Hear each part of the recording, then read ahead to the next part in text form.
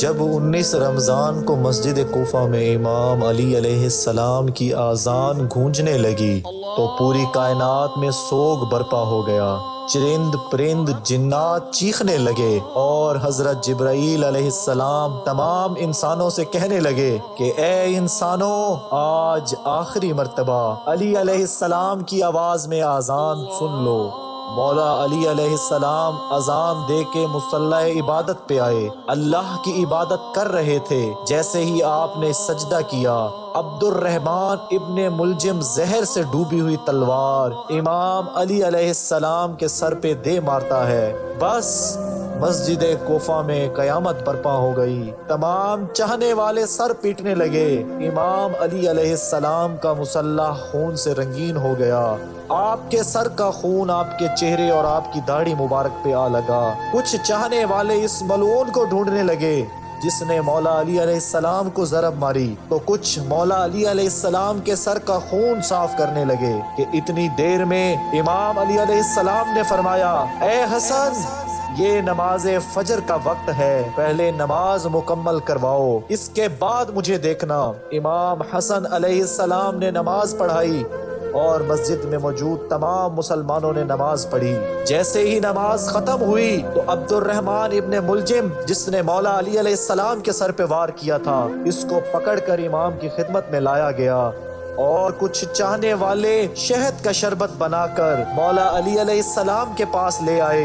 جیسے ہی امام علی علیہ السلام نے اپنے قاتل کے چہرے پہ خوف دیکھا تو اپنے چاہنے والوں سے فرمانے لگے کہ اس شربت کی مجھے نہیں بلکہ میرے قاتل کو ضرورت ہے، اور یہ شربت اس کو پلا دو، اور دیکھو اس نے مجھ پر ایک وار کیا ہے، اس پہ بھی ایک ہی وار کرنا، اور اگر یہ زندہ بچ جائے تو اسے آزاد کر دینا۔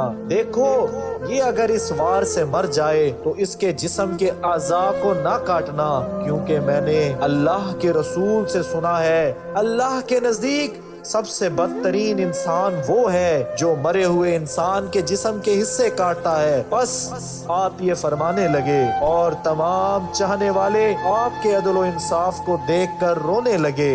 پھر آپ فرماتے ہیں، حسن، حسین، عباس، چلو مجھے اپنے گھر لے چلو۔ آپ اپنے بیٹوں کے سہارے سے ہی گھر کے قریب پہنچتے ہیں تو فرماتے ہیں، عباس، سب چاہنے والوں کو کہو سب اپنے گھر چلے جائیں۔ تو کسی نے عرض کیا، یا امیر المؤمنین، یہ سب آپ کے چاہنے والے ہیں۔ امام علی علیہ السلام نے فرمایا، کیونکہ میرے سرپت کی خبر مجھ سے پہلے میرے گھر والوں کو پہنچ چکی ہے اور میری بیٹیاں زور زور سے رو رہی ہیں۔ میں نہیں چاہتا میری بیٹیوں کی آواز میرے چاہنے والوں تک پہنچے۔ بس تمام چاہنے والے وہاں رک گئے اور امام علی علیہ السلام گھر تشریف لاتے ہیں۔ تمام بیبیاں روتی ہیں، امام علی علیہ السلام کو دیکھ کر فریاد بلند کرتی ہیں، اور امام علی علیہ السلام سب کو دلاسا دیتے ہیں۔ مجھ سے میرے بھائی اللہ کے رسول حضرت محمد مصطفیٰ صلی اللہ علیہ وآلہ وسلم پہلے ہی فرما چکے تھے کہ اے علی، میری امت تجھے رمضان کے مہینے میں ضرب مارے گی اور تیرے خون سے داڑھی سرخ ہو جائے گی۔ یہ وقت صبر کا ہے۔ آپ کو بستر پر لٹایا گیا۔ تاریخ نے لکھا، جیسے ہی طبیب نے امام علی علیہ السلام کو دیکھا تو وہ چیخ سے رونے لگا اور فرمانے لگا، وہ ضرب زہر میں ڈوبی ہوئی تھی اور زہر مولا علی علیہ السلام کے پورے جسم میں پھیل چکا ہے، جتنا ہو سکے آپ ان کو دودھ پلائیں۔ بس جیسے ہی یہ خبر کوفہ کی گلیوں تک پہنچی تو کوفہ کے یتیم بچے اپنے اپنے حصے کا دودھ لے کر امام علی علیہ السلام کے گھر پہ آتے ہیں اور بآواز بلند کہتے ہیں، یا حسن علیہ السلام، یہ ہمارے حصے کا دودھ مولا علی علیہ السلام کو پلائیں، ہم ایک مرتبہ یتیم ہو چکے ہیں، دوبارہ یتیم نہیں ہونا چاہتے۔ امام علی علیہ السلام بستر شہادت پہ بھی مسلسل اللہ کا ذکر کرتے رہے، اور جیسے ہی 19 کا دن ختم ہوا اور 20 رمضان کی رات آئی، آپ فرمانے لگے کہ اب میرے حجرے میں کوئی بھی نہ آئے، کیونکہ پوری دنیا کے جنات اور فرشتے مجھ سے ملنے آ رہے ہیں۔ پھر جیسے ہی 20 رمضان کا سورج طلوع ہوا تو آپ علیہ السلام امام حسن علیہ السلام سے فرمانے لگے، اے حسن، جاؤ میرے تمام چاہنے والوں سے کہو کہ اپنے امام کا آخری دیدار کر لیں۔ آپ کے عقیدت مند قطار بنا کے جیسے ہی آپ کی زیارت کے لیے آپ کے گھر میں داخل ہوئے تو دیکھا زہر پھیلنے کی وجہ سے چہرہ زرد ہو چکا تھا۔ سب چیخ چیخ کے رونے لگے۔ امام علی علیہ السلام فرمانے لگے پوچھو جو پوچھنا چاہتے ہو، کیونکہ میں علی زمین کے رستوں کے علاوہ آسمانوں کے رستوں کو جانتا ہوں۔ پوچھ لو، جب تم مجھے اپنی آنکھوں سے نہیں دیکھو گے تو پچھتاؤ گے کہ کاش کچھ اور پوچھ لیتے۔ کسی عقیدت مند نے سوال کیا، کسی نے جواب لیا، کوئی زیارت کرتا رہا۔ بس جیسے ہی عقیدت مند جانے لگے تو امام علی علیہ السلام نے فرمایا حسن میرے پورے خاندان کو میرے حجرے میں لے آؤ۔ امام علی علیہ السلام نے وصیتیں کی اور فرمایا اب اس خاندان میں میرا بڑا بیٹا حسن ہے، جو یہ کہے اسے ماننا۔ اور امام حسن سے فرمانے لگے اے حسن، جتنا ہو سکے اپنی زبان اور کردار سے محبت اور امن کا پیغام دیتے رہنا، اور اپنے نانا کی صلح حدیبیہ کو یاد رکھنا۔ کوشش کرنا کہ مسلمان کا دشمن نہ بنے اور تقوی سے دور نہ ہو۔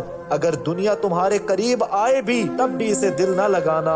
دنیاوی چیز نہ ملنے پر کبھی افسوس نہ کرنا، ہمیشہ حق بات کہنا اور مظلوم کی مدد کرتے رہنا۔ حسن حسین جہاں تک ہو سکے میرے اس پیغام کو ہر ایک تک پہنچانا، اور اپنے کام ذمہ داری سے کرتے رہنا، اور اپنے درمیان تعلقات کو اچھا بنائے رکھیں، کیونکہ میں نے تمہارے نانا حضرت محمد مصطفیٰ صلی اللہ علیہ وآلہ وسلم سے سنا ہے کہ لوگوں کے بیچ میں صلح کروانا ہزاروں سال کے روزہ اور نماز سے بہتر ہے، اور یتیموں کے بارے میں اللہ سے ڈرتے رہنا اور کبھی وہ بھوکے نہ رہے۔ پڑوس میں رہنے والوں کا خیال رکھنا، کیونکہ اللہ کے رسول صلی اللہ علیہ وآلہ وسلم پڑوسیوں کے بارے میں بار بار اتنی نصیحت کرتے کہ لوگ سمجھنے لگے کہ شاید اللہ کے محبوب ان کو ہمارا وارث بھی بنانے والے ہیں۔ اور قرآن کو سمجھنے اور اس پہ عمل کرنے میں دیر نہ کرنا، ایسا نہ ہو کہ دوسرے قرآن کو سمجھ کے تم پہ حکومت کرنے لگے۔ نماز کے بارے میں اللہ سے ڈرتے رہنا، کیونکہ وہ تمہارے دین کا ستون ہے، اور اللہ کے گھر کی حفاظت کرنا، کیونکہ وہ تمہاری پہچان ہے۔ اور اللہ سے ڈرو، اپنی جان، مال اور زبان کے بارے میں نہ کسی کا مال غصب کرو اور نہ کسی کو ہاتھوں اور زبان سے تکلیف دو۔ ایک دوسرے کی مدد کرتے رہنا، اور خبردار سب مسلمان ایک دوسرے سے جڑ کے جینا، ورنہ تم پہ وہ لوگ مسلط ہو جائیں گے، آگے تم فریاد بھی کرو گے تب بھی تمہاری آواز سننے والا کوئی نہ رہے گا۔ اور سارے عبد المطلب کے بیٹوں کو خبردار کر دو کہ اگر اس ضرب سے میری شہادت ہو جائے تو میرے قاتل کو بھی ایک ہی ضرب مارنا، اور اگر وہ بچ جائے تو اسے آزاد کر دینا، اور اگر وہ مر جائے تو اس کے جسم کی بے حرمتی نہ کرنا، اس کے جسم کے حصے نہ کاٹنا، کیونکہ میں اللہ کے رسول صلی اللہ علیہ وآلہ وسلم سے سنا کہ زمین کا بدترین عمل یہ ہے کہ کسی مرے ہوئے جسم کے اعضاء کو کاٹا جائے، وہ پاگل کتا ہی کیوں نہ ہو۔ حسن، میرے جنازے میں کسی کو شریک نہ کرنا، پیچھے سے حسن اور حسین تم دونوں اٹھانا، اور آگے سے جبرائیل اور میکائیل اٹھائیں گے، اور اس کو اونٹنی پر رکھ دینا۔ جہاں وہ اونٹنی رکے گی وہاں میری قبر بنی ہوئی ہوگی، اور میری قبر کا کسی انسان کو نہ بتانا، کیونکہ اللہ کے دین کے دشمن یہ چاہیں گے کہ میری قبر کھود کے میرے جسم کی بے حرمتی کریں۔ پھر آپ حضرت عباس علیہ السلام کو دیکھ کے فرمانے لگے اے عباس، تم کو بھی میں نے کربلا کے لیے اللہ سے مانگا ہے، آج سے حسین تمہارا آقا ہے، ان کے غلام بن کر جینا۔ اور پھر امام حسین علیہ السلام کو دیکھا اور رو کر فرمانے لگے اے حسین، تیری شہادت کی خبر تیرے نانا نے تیری آمد کے وقت ہی سنا دی تھی، تجھے 3 دن کا بھوکا پیاسا کر کے کربلا کے میدان میں شہید کیا جائے گا، تیرے بچوں کو، ساتھیوں کو بے دردی سے مارا جائے گا۔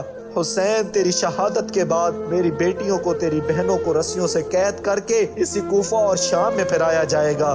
حسین، اللہ کے دین کے لیے صبر کرنا، اور جب وقت آخرت آئے تو اپنی بہنوں اور بیٹیوں سے نصیحت کرنا کہ اسلام کے لیے صبر کرتے رہیں، اور قدم قدم پہ یہ گواہی دیتے رہیں کہ اللہ کے سوا عبادت کے لائق نہیں، اور ان کے نانا حضرت محمد مصطفیٰ صلی اللہ علیہ وآلہ وسلم اللہ کے رسول ہیں۔ بس اتنی دیر میں آپ فرمانے لگے سلام یا رسول اللہ۔ سارا خاندان چیخ کے رونے لگا اور کہنے لگا اے ہمارے مولا، کیا ہمارے درمیان اللہ کے محبوب موجود ہیں؟ اور آپ مسکرائے اور فرمانے لگے اللہ کے محبوب اور تمہاری ماں فاطمہ الزہرا علیہ السلام مجھے لینے آئے ہوئے ہیں۔ بس پورا گھر زارو قطار رونے لگا اور یوں امام علی علیہ السلام نے اپنی آنکھیں بند کر لیں۔ آپ کی وصیت پر عمل کرتے ہوئے آپ کے جنازے میں کسی کو بھی شریک نہیں کیا گیا۔ پیچھے سے حسن اور حسین نے اٹھایا تو آگے سے جنازہ خود بخود اٹھنے لگا اور ایک نورانی اونٹنی ظاہر ہوئی، جنازہ اس پہ رکھا اور وہ کوفہ سے باہر چلتی گئی۔